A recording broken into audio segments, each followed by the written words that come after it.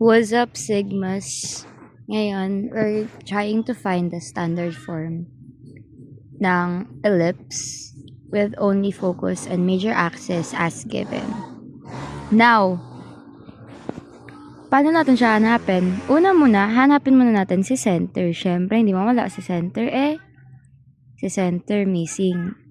Now, to find the center, since meron tayong focus as given, we're just going to visualize it by making a Cartesian plane. Yeah, Cartesian plane. Now, since this is our focus, 1, 2, 3, 4, this will be our focus. 4, 0, and 0, 0. Ang center nito, makikita na natin, it's very visible, which is 2, 0 na. That will be our center. Easy! That is so easy, guys. For real. 2, 0. Now, next nating hanapin dyan is ABC. What is ABC for? A squared, B squared, and C squared. Yan lang naman hanapin natin dyan. Now, let's all remember that major axis and minor axis is equal to 2A and 2B. Yeah. Now, since given sa atin si major axis, mangyayari nito ay magiging 6 equals to 2A. To find A is we're just going to divide 6 by 2. It will be 3A. Be 3A squared. Ay, bakit naging cube? Squared. Yes. Actually, yes. Squared. Now we have squared. But ayaw matanggal nila. I'm battered. Next. Since ang C natin, it's always the focus. Okay? C natin lagi ang focus. So, to find C, we're just going to, find the distance between the center and the focus. Since ang center natin ay 2, hanapin lang natin ang distance niya sa focus. Let's say dito sa 0, 0. Ang distance ni 0, 0 kay 2, 0 ay 2 lang. 2 units lang. Basically, 2 units squared. As for B squared is always 2A squared minus C squared. Ang ingay ng aso, like, oh my gosh. Sa kapitbahay pala yun. Anyways, B squared is equals to A squared minus C squared. A squared natin minus 2 squared. 9, kasi nga 3 squared, minus 2 squared, 4. Now, 9 minus 4 is equals to 5. That will be our B. Di na siya squared kasi B squared na to. This is our A square minus C square. Automatic. Ito na yun. Ang B niya is square root of 5. So, we're not going to use that. Oh no.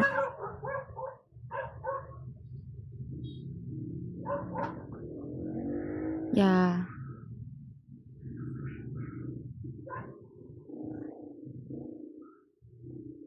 Oh no. Why did I delete that? 9. Kasi nga 3 squared, right?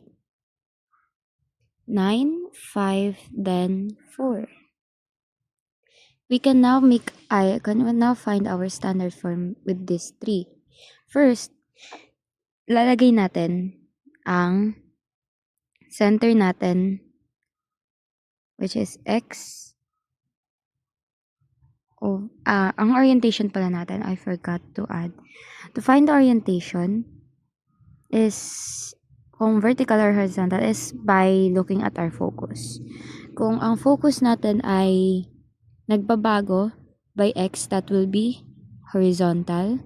Then if our focus is nagbabago by Y, it will be vertical. Since nagbago ang focus natin sa X, it will be horizontal. Yes. Now, ang x natin and y ay mako-considered magagamit natin by looking at our center. Our center, nagbago siya 2. So, we're gonna use x minus 2. Yes. Squared. Cannot forget squared. Now, since 0 to, wala na tayong ilalagay na iba kay y. Just squared. Yeah. Over our a squared, which is 9, and our b squared, which is 5, equals 1. And remember, ang horizontal will be x minus, actually we should just x squared over a squared plus b squared equals to 1. And yung vertical natin ay mababago. Only mauuna si b and si a. Always remember that a is always greater than b. So yeah, basically, that's it. That's our standard form. Now, what if kailangan natin hanapin si center, vertex, and focus? Now, tatlo yung kailangan natin dyan. Siyempre, si center, di mawawala yan. Si vertex, and then si focus. Meron tayo dalawa. Vertex 1, vertex 2, focus 1, focus 2. This is anyways, to find the center, this is the easiest one kasi just check the x and y's dun sa may standard form nyo, which is si 3 and 2. Now, our center will be negative 3 and then si positive 2. Paano yun? Paano siya naging negative? Plus 3 siya. Guys, di nyo ba alam yun?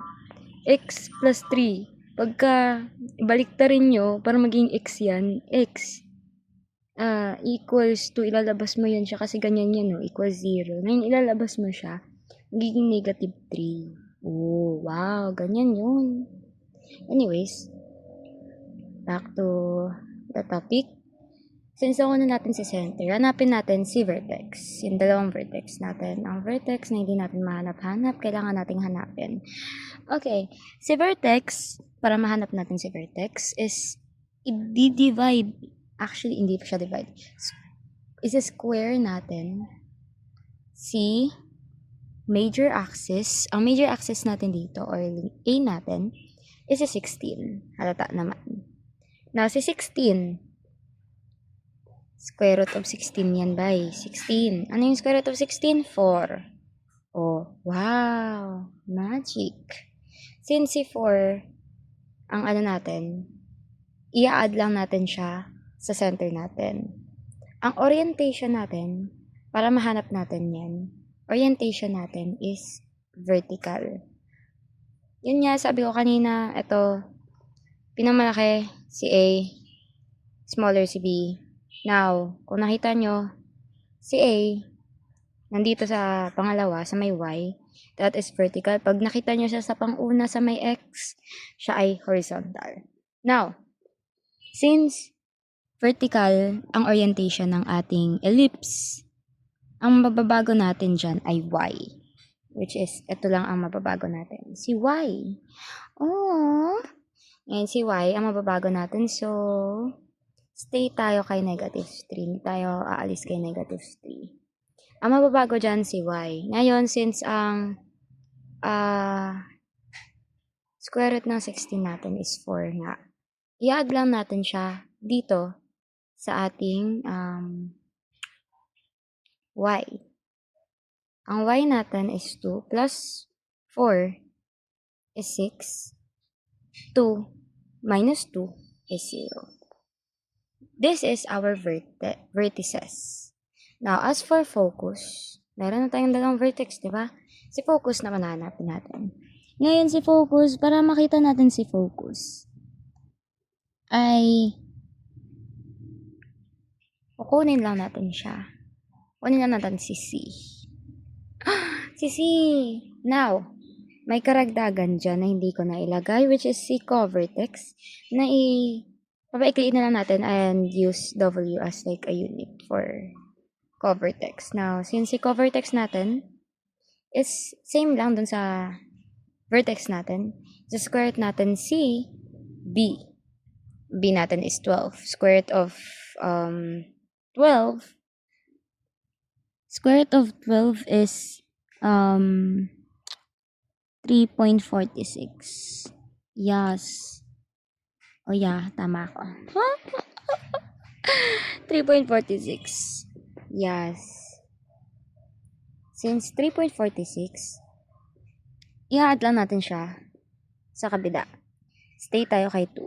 Stay tayo kay 2. Then, add natin siya dun kay negative 3. Oh. Negative 3 minus 3.46 will be negative 6.46. Oh no, hindi siya kasya. Negative 6.46 and 2.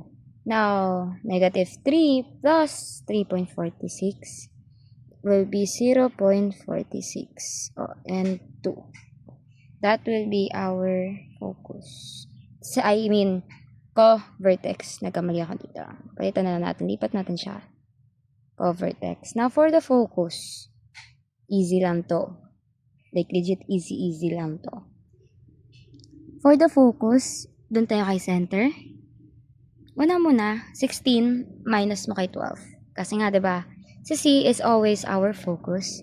And to find our C, we're just going to subtract A squared to B squared. Now, ang A squared natin is 16, B squared is 12. 16 minus 12 is 4. Now, our focus will be 4. 4 squared, 4 square root of 4 is 2, right? Yes, square root of 2 is 4. I mean, 4 is 2. Since vertical yung ating tangent orientation ng ellipse, stay tayo dun kay x. Ang mababago dito ay y. Now, ang ano natin is plus 2 and minus 2. 2 plus 2 is 4. And 2 minus 2 is 0. That will be our focus. And ito na yan, basically. Yes. Ito na yung mga matagal nating hinahanap. Sheesh. Next. Ayan, papaano naman? Ate. Bakit ganun? Hindi naman standard form yung lumabas sa exam or sa quiz. Oh no, hindi naturo ni sir or ni ma'am. Paano yun? Easy peasy guys. I will help you. Kasi noong una di ko rin ito nasagutan. Anyways, let's say ang nangyari ay general form ang binigay. Let's say 12x squared plus 20y minus 12x plus 40y minus 37 equals to 0. Paano yan? Oh no! Easy lang yan. Combine like terms, labas niyo si 37. Oh my gosh. Magiging 12x squared minus 12x plus 20y plus 40y squared pala to equals to 37. Then, ifa-factor out natin yan. Factor out natin to si 12. Ilabas natin si 12. 12 is equals to x squared minus x. Then we'll leave something blank here. Nagets niya mamaya. Then plus 20 y squared plus 40 divided by 20 is 2y. Then we're just gonna leave this blank here equals to 37. Ano yun nasa blank ate? Ang nasa blank is ito. Hahatiin nyo yan sa dalawa. Now, x divided by 2 or 1 divided by 2 is 0.5. Oh my gosh. 0.5, right? Yes. Squared natin yan. Squared. Then, as for 2, kalahatin mo siya is 1. 1 squared. Lagay natin squared. Now, hanapin natin yung squared niyan. OMG.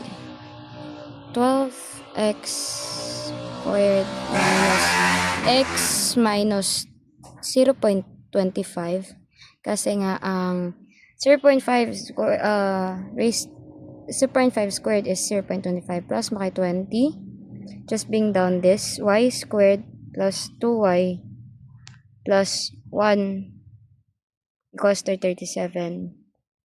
Now, ilalabas natin sila.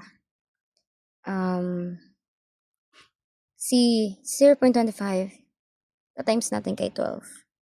12 times x squared minus x minus 0.25.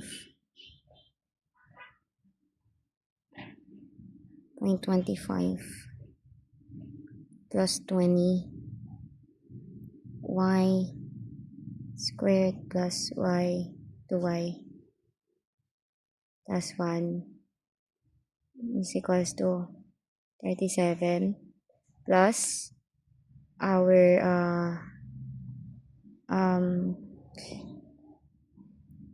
product, which is 20.25 times 12 will be 3, and 1 times 20 is 20. Ito lang yan. Ito, times mo dito, then ito times mo dito. Now, since nakuha na natin yan, ibabalik uli natin siya. Basically, is-squared na naman natin siya. Squared natin, mangyayari is si 12. Cancel na natin to actually. Cancel na natin to, tapos ito nasa gitna. Kasi ewan ko kung bakit tinanggal rin nila yan. Yun lang ang turo sa akin. X squared. Minus mo dito sa nauna mo. Para tanggalin natin yung, yeah. Actually, no. Gonna go with 25 pala muna. Okay. Plus mo kay 20. Y squared plus 1 equals to 60. We're going to factor out these things. So, tatanggalan natin siya ng squared. Square root natin yan. Magiging x minus 0.5 squared plus by 20. Then, y plus 1 squared equals to 60. Now, we're going to divide this by 60 para matanggal natin yung ito. Tatanggal natin to. Tanggal. Then, over 60 rin to. Tanggalin natin yan. 12 divided by 60 will be x minus 0.5 squared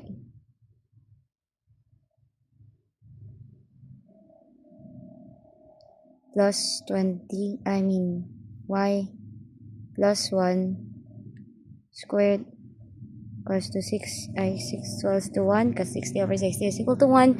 12 divided by 60 is 5. Then 20 divided by 60 is 3. That will be our standard form, but we will stick to that later. Now, since nakuha na natin yung standard form sa ganyan kahabang equation natin sa general form, but that is worth it. Now, we have our standard form. We're going to delete our general form, our computation for the general form.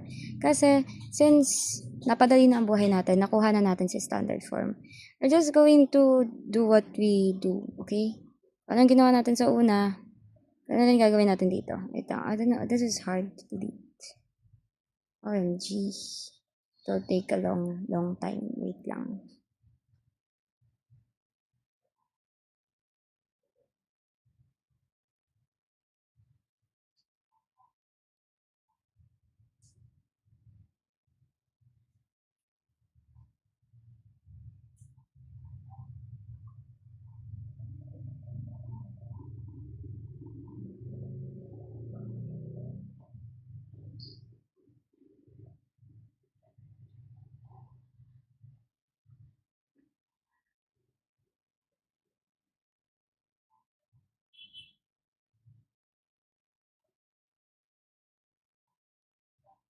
Anyways, doon na tayo.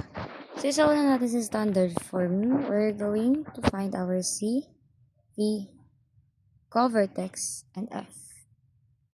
Our center is, halata naman, 0.5 and negative 1. 0.5 then negative 1. As for our vertex, we're going to as for our orientation pala muna, orientation natin will be horizontal kasi si A, to si B. Anyways, square root natin si 5. Square root natin si 5, then i-add natin siya sa center to find our vertex. Square root of 5 is equals to 2.24. Yes, we're gonna add that to our 0.5 kasi yun yung mababago. Yun yung magbabago since it is horizontal. So, mangyayari dyan is ito magiging si 2.24. And negative 1, stay to negative 1 tayo. Stay to y. Then, minus mo kay 0.5 magiging negative 1.74 yan. Ba't naging ganyan? 74 yan eh. 74. Then, 1. Negative 1. Yes, basically that's our vertex.